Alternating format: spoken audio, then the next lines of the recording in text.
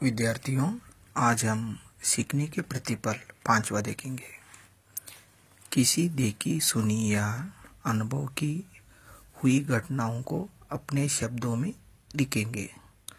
ಯಾವುದಾದರೂ ನೋಡಿದ ಅನುಭವ ಇರಬಹುದು, ಅವುಗಳ ಆಧಾರದ ಮೇಲೆ ಆ ಘಟನೆಯನ್ನು ಶಬ್ದಗಳ ಮುಖಾಂತರ ಬರೀಬೇಕು। ಇಲ್ಲಿ गतिविधियाँ पहला दिया गया है, चित्र का वर्णन करना। यहाँ बगीचे का चित्र है। यह चित्र बच्चों को दिखाना है। हर एक छात्र अलग अलग रूप में बताएंगे। यहाँ छात्र खेल रहे हैं, कुत्ता पकड़कर चल रहा है, ऐसे ही अभिभावक के साथ बैठे हैं, ऐसे अनेक उत्तर मिल सकता है। यहाँ अभ्यास है। अभ्यास 5.1 चित्र देखकर निम्नलिखित प्रश्नों के उत्तर लिखिए। इस बगीचे में आपको क्या दिखाई दे रहा है? ಈ ಚಿತ್ರವನ್ನು ತೋರಿಸಿದ ಮೇಲೆ ಮಗುವಿಗೆ ಕೇಳಿದಾಗ ಆ ಉತ್ತರವನ್ನು ಬರೀಲಿಕ್ಕೆ ಪ್ರಯತ್ನ ಮಾಡುತ್ತದೆ। इस बगीचे में बच्चे पेड़ पर खेल रहे हैं। पेड़ पौधे, माँ, बच्चे, कुत्ता, साइकिल आदि दिख रहा है। ತಮಗೇನು ತಿಳಿತೈತಿ ಅದನ್ನು ಬರೆಯಲು ಸ್ವತಂತ್ರ ಇದ್ದಾರೆ ಇದರಲ್ಲಿ। दूसरा प्रश्न, बगीचे में बच्चा क्या कर रहे हैं? बगीचे में बच्चे खेल रहे हैं। बच्चे पिताजी के साथ बैठे हैं। अभ्यास 5.2 चित्र देखकर 5 ವಾಕ್ಯ लिखिए। ಅಲ್ಲಿ ಚಿತ್ರವನ್ನು ನೋಡಿದ್ದೀರಾ, ಅದರ ಮೇಲೆ ಒಂದು 5 ವಾಕ್ಯಗಳನ್ನು ರಚನೆ ಮಾಡಬೇಕು। बगीचे में पेड़ पौधे हैं, वहाँ अनेक बच्चे खेल रहे हैं। बच्चे माँ के साथ बैठे हैं। कुत्ते के साथ बच्चा खेल रहा है। बच्चे बगीचे में खुशी से हैं। ऐसे ही ಸಾಧಾರಣವಾಗಿ लिखना है। ಇಲ್ಲಿ ಗಾರ್ಡನ್ಗೆ ಹೋದಾಗ ನಿಮಗೇನು ಕಾಣ್ತದೆಯೋ ಅದನ್ನೇ ಇಲ್ಲಿ 5 ವಾಕ್ಯಗಳನ್ನು ಬರಲಿಕ್ಕೆ ಪ್ರಯತ್ನ ಮಾಡಬೇಕು। शिक्षक प्रतिपुष्टि, छात्र चित्रों को देखकर वाक्य रचना कर सकता है। जो छात्र लिखने के लिए प्रयास करता है या कर रहा है या रचना कर रहा है, इसके बारे में आप लिखना है। गतिविधि 2 चिंटी और कबूतर की कहानी। चिंटी और कबूतर। एक समय की बात है, पेड़ से एक चिंटी तालाब में गिर गई। एक कबूतर ने देखा चिंटी अपना जीवन बचाने के लिए जी तोड़ कोशिश कर रही है। ಚಿಂಟಿ ಅಂದರೆ ಇರುವೆ, ಕಬೂತರ ಅಂದರೆ ಪಾರಿವಾಳ। ಆ ಕಾಲದಲ್ಲಿ ಗಿಡದ ಮೇಲಿಂದ ಒಂದು ಇರುವೆ ನದಿಯಲ್ಲಿ ಬೀಳ್ತಾ ಇದೆ। ಆಗ ಪಾರಿವಾಳ ನೋಡ್ತು, ಆ ಇರುವೆ ತನ್ನ ಪ್ರಾಣವನ್ನು ಉಳಿಸಿಕೊಳ್ಳಲು ಪ್ರಯತ್ನಿಸ್ತಾ ಇದೆ। उसने एक पत्ते को तोड़ा और चिंटी के पास फेंक दिया। चिंटी जड़ से पत्ते पर चढ़ गई और बड़ी कृतज्ञता भरी नज़रों से उसने कबूतर का धन्यवाद दिया। वह बहुत थक गई थी। ನೋಡಿ, ಈ ಪರಿಸ್ಥಿತಿಯನ್ನು ನೋಡಿ ಆ ಪಾರಿವಾಳ ಅಲ್ಲಿರ್ತಕ್ಕಂಥ ಗಿಡದಲ್ಲಿ ಒಂದು ಎಲೆಯನ್ನು ಆ ನದಿಗೆ ಎಸೆದಾಗ ಆ ಇರುವೆ ಅದರ ಮೇಲೆ ಕುಳಿತುಕೊಳ್ಳಲು ಪ್ರಯತ್ನ ಮಾಡ್ತಾ ಇದೆ, ತನ್ನ ಜೀವನ ಉಳಿಸಿಕೊಳ್ತಾ ಇದೆ। ಆಗ ಆ ಪಾರಿವಾಳಕ್ಕೆ ಧನ್ಯವಾದವನ್ನು ಅರ್ಪಿಸ್ತಾ ಇದೆ। ಕುಚ್ ಸಪ್ತಾಹ ಬೀತ್ ಗಯೆ, ಕೆಲವು ದಿನಗಳು ಮುಗೀತು। ಏಕ್ ದಿನ बहेलिया जंगल में पक्षियों को पकड़ने के लिए कुछ दाने जमीन पर फेंककर जाल बिछा दिया था। चुपचाप किसी पक्षी के जाल में फंसने का इंतज़ार कर रहा था। शिकारी ಅಂದರೆ ಬಹೇಲಿ ಅಂದರೆ ಬೇಟೆಗಾರ। ಅವನು ಪಕ್ಷಿಗಳನ್ನು ಹಿಡಿಲಿಕ್ಕೆ ಬರ್ತಾ ಇದ್ದಾನೆ। ಭೂಮಿಯ ಮೇಲೆ ಕಾಳುಗಳನ್ನು ಒಗೆದು ಬಲಿಯನ್ನು ಎಸೆದಿದ್ದಾನೆ। ಯಾವ ಪಕ್ಷಿಗಳು ಬಂದು ಕಾಳನ್ನು ತಿನ್ನುತ್ತವೆ ಅವು ಆ ಒಂದು ಜಾಳಿಗೆಯಲ್ಲಿ ಸಿಕ್ಕಿಕೊಳ್ಳುತ್ತದೆ ಅಂತ ನೋಡ್ತಾ ಕುಳಿತುಕೊಂಡಿದ್ದ। ಇಂತಜಾರ್ ಅಂದರೆ ನಿರೀಕ್ಷೆ ಮಾಡು, ಪರೀಕ್ಷೆ ಅಂದರೆ ಅವು ಬರ್ತಕ್ಕಂಥ ಕಾಳುಗಳನ್ನು ತಿನ್ನಲಿಕ್ಕೆ ಬರ್ತಾ ಇದ್ದಾವಂತ ನೋಡಿಕೊಳ್ತಾ ಇದ್ದ. ಇಂತಜಾರ್ ಅಂದರೆ ಪ್ರತೀಕ್ಷೆ ಮಾಡು, ಕಾಯುವುದು. चिंटी ने बहेलिया के सारी हरकतों को नज़दीक से देख रहा था.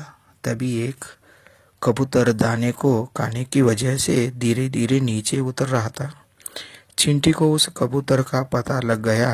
तुरंत चिंटी ने एक कदम आगे बढ़ बहेली के पैरों पर इतनी बुरी तरह से काट दिया कि बहेली के मुंह से चीख निकल गई. ಆಗ ಇರುವೆ ನೋಡ್ತಾ ಇತ್ತು. ಈ ಬೇಟೆಗಾರ ಪಕ್ಷಿಗಳನ್ನು ಹಿಡಿಲಿಕ್ಕೆ ಕಾಯ್ದು ಕೂತ್ಕೊಂಡಿದ್ದ. ನಿಧಾನವಾಗಿ ಅಲ್ಲಿ ಒಂದು ಪಕ್ಷಿ ಬಂದು ಕಾಳನ್ನು ತಿನ್ನಲಿಕ್ಕೆ ಬರಬೇಕಂತ ದೃಶ್ಯವನ್ನು ಇರುವೆ ನೋಡ್ತಾ ಇದೆ. ಆಗ ತಾನು ನೀರಿನಲ್ಲಿ ಬಿದ್ದಾಗ ಗಿಡದ ಮೇಲಿನ ಇರ್ತಕ್ಕಂಥ ಒಂದು ಎಲೆಗಳನ್ನು ಒಗೆದು ಯಾವ ರೀತಿ ತನ್ನ ಪ್ರಾಣವನ್ನು ಉಳಿಸಲಿಕ್ಕೆ ಕಾರಣಭೂತರಾಗಿತ್ತೋ ಆ ಪಾರಿವಾಳ ಈಗ ಆ ಇರುವೆಗೆ ಜ್ಞಾನೋದಯ ಆಗ್ತಾ ಇದೆ. ಈಗ ಪಕ್ಷಿಗಳನ್ನು ಹಿಡಿದುಕೊಂಡು ಹೋಗ್ತಾನೆ ಅಂತ ತಿಳ್ಕೊಂಡು ಅವನ ಕಾಲಿನ ಮೇಲೆ ಜೋರಾಗಿ ಕಸ್ತಾ ಇದೆ. ಆಗ ಅವನ ಬಾಯಿಂದ ಶಬ್ದ ಹೂ ಅಂತ ಬಂದಾಗ ಅಲ್ಲಿ ಬರ್ತಕ್ಕಂಥ ಏನು ಪಕ್ಷಿಗಳು ಪಾರಿವಾಳಗಳು ಬರ್ತಾ ಇದ್ದು ಓಡಿ ಹೋಗ್ತಾ ಇದೆ. ಓ तेरी ऐसी की तैसी हाय. ओ बहेलिया की इस आवाज़ को सुनते ही कबूतर को समझ में आ गया कि उसने ही जाल फेंक रखा है. वह दूसरी दिशा में उड़ गया और उसकी जान बच गई. चिंटी भी अपने काम पर चल पड़ी. इसी को कहते हैं परोपकार. ಆಗ ಬರ್ತಕ್ಕಂಥ ಕಾಳುಗಳನ್ನು ತಿನ್ನಲು ಪಕ್ಷಿಗಳು ಈ ಶಬ್ದದಿಂದ ಓಡಿ ಬೇರೆ ಕಡೆಗೆ ಹೋಗುತ್ತವೆ. ಅಷ್ಟರಲ್ಲಿ ಇರುವೆ ಕೂಡ ತನ್ನ ಮಾರ್ಗಕ್ಕೆ ಹೋಗ್ತಾ ಇದೆ. ಇದಕ್ಕೆ ನಾವು ಹೇಳಬಹುದು ಪರೋಪಕಾರ. ಯಾರು ಕಷ್ಟದಲ್ಲಿರುತ್ತಾರೆ ಅವರಿಗೆ ಸಹಾಯವನ್ನು ಮಾಡಬೇಕು. बच्चों इससे क्या हमें सीख मिलती है? कर भला तो हो भला. ಈಗ ಪ್ರಶ್ನೆಗಳನ್ನು ನೋಡೋಣ. ಅಭ್ಯಾಸ 5.3 चिंटी और कबूतर. इस कहानी में आए हुए सरल शब्द लिखिए. ಇಲ್ಲಿ ಬಂದಂಥ ಸರಳ ಶಬ್ದಗಳನ್ನು ಬರಿಬೇಕು. ಬಾತ್, ಚಡ್, ವಜೆ, ಪರ್, ಬಲ, ಆವಾಜ್ ಹೀಗೆ ಇತ್ಯಾದಿ ಶಬ್ದ ಹುಡುಕಿ ಗುರುತಿಸಿ ಬರೀಬಹುದು. ಅಭ್ಯಾಸ 5.4 ಈ ಕಿ ಮಾತ್ರ ವಾಲೆ ಶಬ್ದ ಲಿಖಿಯೇ. ಇಲ್ಲಿ ಉದಾಹರಣೆಗೆ ಚಿಂಟಿ ಕೊಟ್ಟಿದ್ದಾರೆ. ಇದೇ ಥರನಾಗಿ ಬರ್ಬೋದು. ಕೊನೆಯ ಶಬ್ದವನ್ನಾದರೂ ನೋಡಿ ಬರಿಬೋದು. ಬಡಿ, ತಬಿ, ಸಾರಿ, ಐಸಿ, ದುಸ್ರಿ ಹೀಗಾದರೂ ಬರಿಬೋದು. ಅಭ್ಯಾಸ 5.5 ಪढ़ो समझो और लिखो. राष्ट्र प्रेम आदर्श मूल्य है. सब्र का फल मीठा होता है. सही मार्ग पर चलना सीखो. ಇವುಗಳನ್ನು ಸ್ಪಷ್ಟವಾಗಿ ಹೇಳಬೇಕು, ಅದೇ ರೀತಿಯಾಗಿ ಬರಿಬೇಕು. ರಾಷ್ಟ್ರ ಪ್ರೇಮ ಆದರ್ಶ ಮೂಲ್ಯವಿದೆ. ನಮ್ಮ ದೇಶವನ್ನು ನಾವು ಪ್ರೀತಿಸಬೇಕು. ಇದರ ಬಗ್ಗೆ ಈ ಪಾಠವನ್ನು ನಾವು ಮೇರಾ ದೇಶ ಮೇರಿ ಮಾ ಹೇಳ್ಬೋದು. ಸಬ್ರ ಕಾ ಫಲ್ ಮೀಠಾ ಹೋತಾ ಹೈ. ನಾವು ಯಾವುದನ್ನು ಕೂಡ ಕಾಯಬೇಕು, ಸಹನೆ ಇರಬೇಕು. ಸಹಿ ಮಾರ್ಗ ಪರ ಚಲನಾ ಸಿಕ್ಕೋ. ಸರಿಯಾದ ಮಾರ್ಗ, ಒಳ್ಳೆಯ ಮಾರ್ಗ ಕಡೆ ಹೋಗುವಂಗೆ ಪ್ರಯತ್ನಿಸಬೇಕು ನಾವು. ಅಭ್ಯಾಸ 5.6 इसमें 5 राज्य के नाम छिपे हैं, ढूंढ कर लिखिए.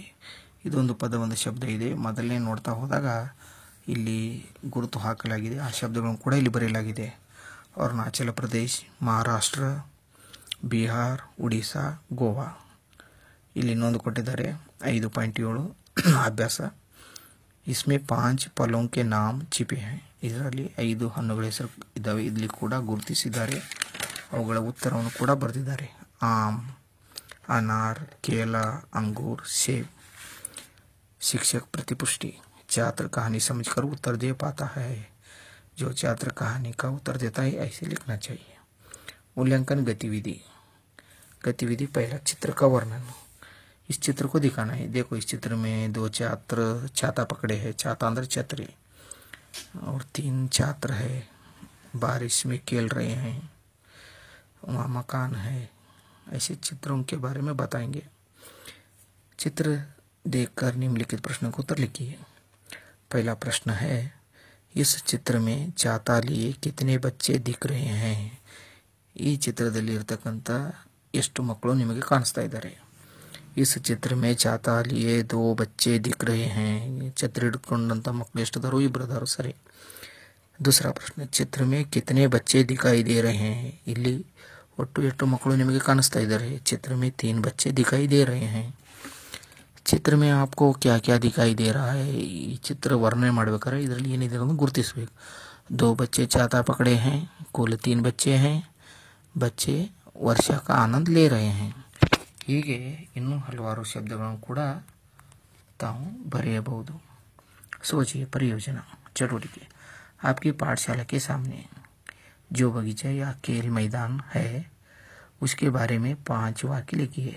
ನಿಮ್ಮ ಪಾಠಶಾಲೆ ಮುಂದೆ ಉದ್ಯಾನವನ ಇರ್ಬೋದು ಅಥವಾ ಮೈದಾನ ಇರ್ಬೋದು, ಅದರ ಬಗ್ಗೆ ಬರೀಬೇಕು।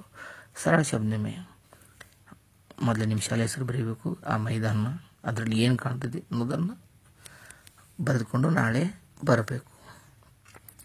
सीखने के प्रतिफल आत्मसात करने के संबंध में छात्र के मूल्यांकन स्तर, ಈಗಾಗಲೇ ಸ್ತರಗಳ ಬಗ್ಗೆ ಹೇಳಿದೆ, ಆ ಸ್ತರವನ್ನು ಗುರುತಿಸಿ ಹಾಕಬೇಕು, ತೆಳಗೆ ಸಹಿ ಮಾಡಬೇಕು, ಪಾಲಕರ ಸಹಿಯನ್ನು ತೆಗೆದುಕೊಂಡು ಬರಬೇಕು। ಇದಾದ ಮೇಲೆ ನಾವು FA1 FA2 ಫಾರ್ಮ್ ತುಂಬುವುದನ್ನು ಗಮನಿಸೋಣ। ಧನ್ಯವಾದಗಳು।